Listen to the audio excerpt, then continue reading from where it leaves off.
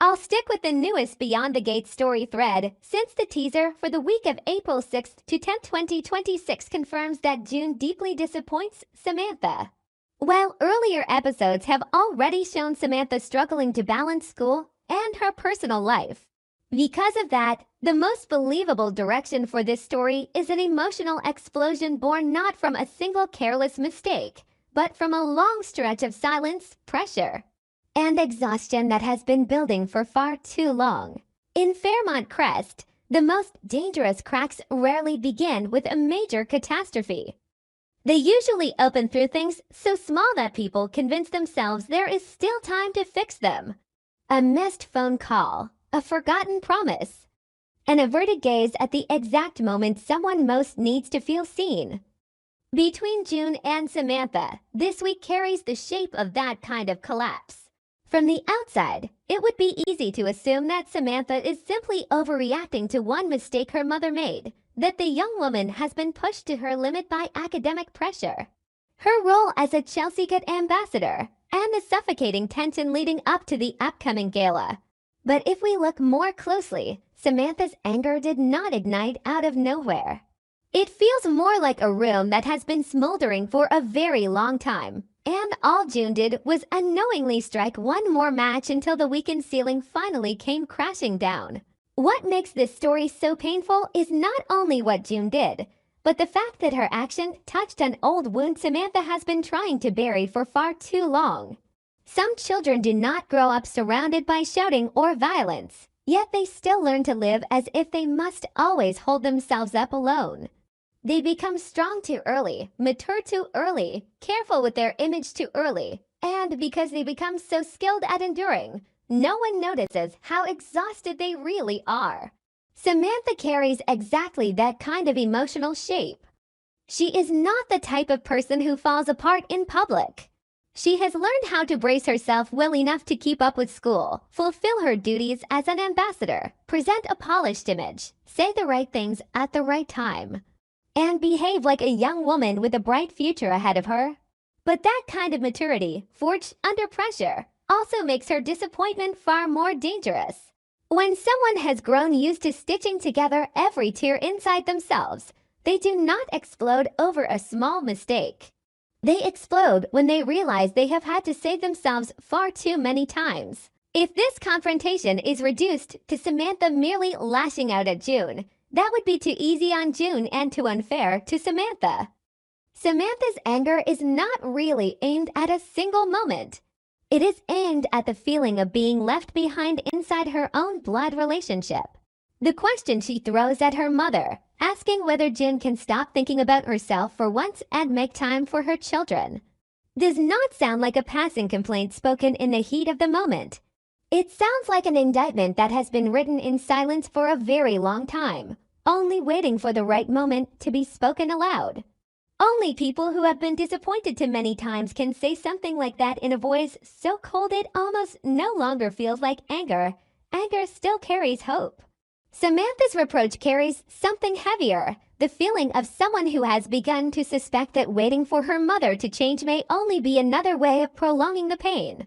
At the same time, turning June into a purely selfish mother would make the story far too simple, and the real weight of this arc lies in the gray area. June may have been wrong. She may even have been deeply wrong, but most likely that mistake did not come from cruelty. It came from exhaustion, confusion, and a failure to recognize what her daughter needed most from her in that moment. That is what makes this such a familiar tragedy in difficult mother-daughter relationships. The mother does love her child, but she loves in the way she is capable of giving, not in the way the child actually needs to receive. That distance erodes trust faster than any lie ever could. Some mothers believe that as long as they are still trying, their children should understand, but children do not live on intentions. They live on whether they feel present in their mother's life, whether they feel prioritized, whether they feel heard. If June once again acted according to her own needs, crises, or emotions while forgetting that Samantha was already standing at the edge of overload, then to Samantha this is no longer a mistake. It is proof. The pressure of school and Samantha's role as a Chelsea Cat ambassador places her in this period in an especially fragile emotional state. On the surface, these are responsibilities to be proud of, signs that she is moving forward, building a future, becoming the kind of young woman others admire. But what looks the most beautiful from the outside often hides the highest cost within. The need to constantly maintain achievement, polish, and an image that cannot afford to crack creates a very quiet kind of strain. It does not knock someone down immediately, but it wears away their endurance piece by piece. The upcoming gala should have been something exciting, something symbolic of possibility, but under these circumstances it becomes another emblem of pressure. She must look beautiful, say the right things, appear flawless, and make everything seem as if it is still fine. That is why, if June forgot something important, failed to show up at a moment Samantha desperately needed her, or chose her own problems over her children's needs, the impact would not land on still water. It would land on a sheet of ice already covered in fractures. The most painful part of this storyline is that both women can feel like the victim, and neither of them is entirely wrong. Samantha looks at June and sees a mother who always leaves her children waiting behind the chaos of her personal life.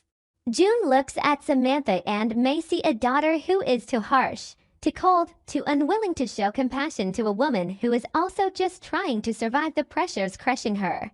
The truth is probably somewhere in between, but family tragedies are rarely decided by objective truth alone. They are decided by feeling, and Samantha's feeling at this moment is abandonment. Once that feeling has taken shape for too long, every explanation that comes afterward sounds like an excuse. June may insist that she did not mean to hurt her. She may point to exhaustion, confusion, pressure, all very human things. But Samantha has reached the point where she no longer wants to hear why her mother failed.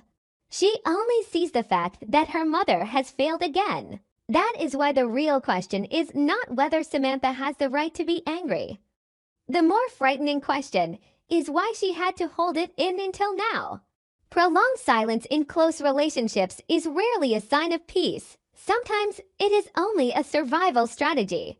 Samantha may have chosen patience many times before, adjusting her own emotions, rationalizing June's behavior, reminding herself that her mother had struggles of her own. But forced maturity always comes with an expiration date. And when that date arrives, people are no longer arguing over one specific event. They bring the entire unhealed history to the table.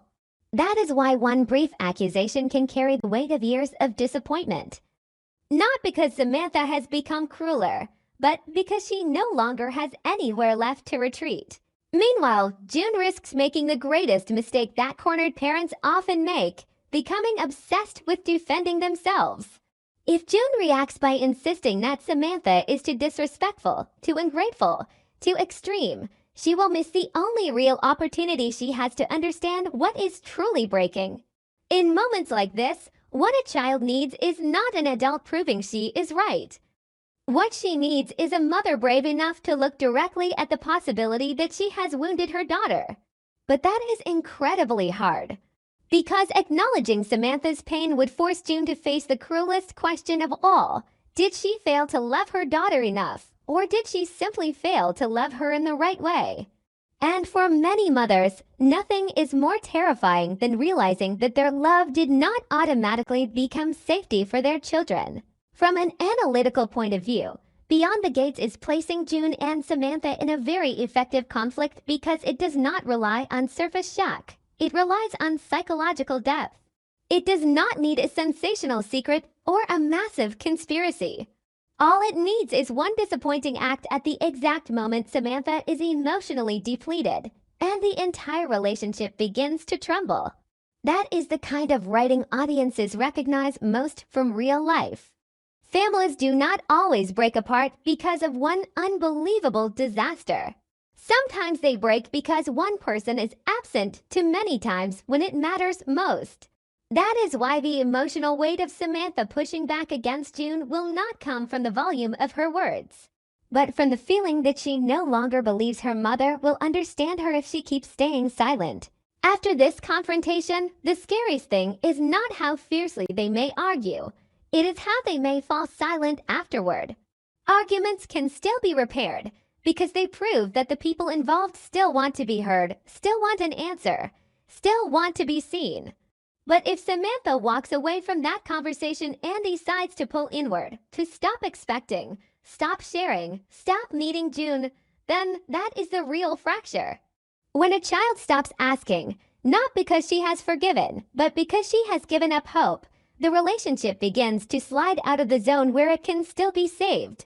And if June fails to see that, she may keep telling herself that everything will pass the way it always has before. Well, this time may actually be the final line. So who is truly the most wounded when all these emotions finally erupt? On the surface, many viewers may lean toward June, because there is almost nothing more painful than being looked at by your own daughter with disappointment in her eyes. But on a deeper level, the more deeply wounded person may still be Samantha, because her anger is not only born from being hurt in the present. It is also born from the fact that she still needs her mother. People only hurt this intensely because of those they still desperately want to be different. If Samantha had become completely indifferent, she would not be this angry. The very fact that she explodes proves something heartbreaking. Beneath that hardened exterior is still a daughter silently begging her mother to truly see her, choose her.